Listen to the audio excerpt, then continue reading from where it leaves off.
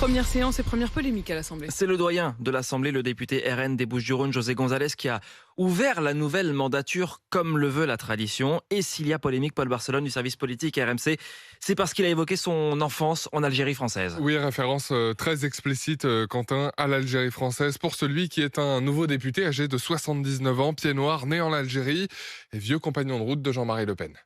Ce symbole d'unité touche l'enfant d'une France d'ailleurs que je suis, arraché à sa terre natale. J'ai laissé là-bas une partie de ma France et beaucoup d'amis.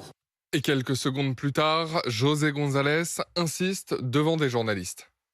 Des crimes en Algérie, non, l'armée française, je ne pense pas. Et encore moins un crime contre l'humanité. Franchement, je ne suis pas là pour juger si l'OAS a commis des crimes. Je ne sais même pas ce que c'était l'OAS, ou presque pas.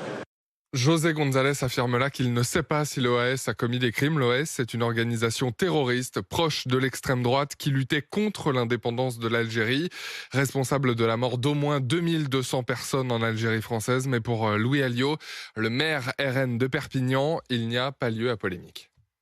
On est libre en France de penser ce qu'on veut. M. González n'a fait que dire ce qu'il a vécu. Il vous a donné son ressenti. Et j'ajoute que sur ces affaires-là, j'allais dire, les discussions ne sont pas closes. Oui, l'OAS était une organisation terroriste et personne ne vous dira le contraire.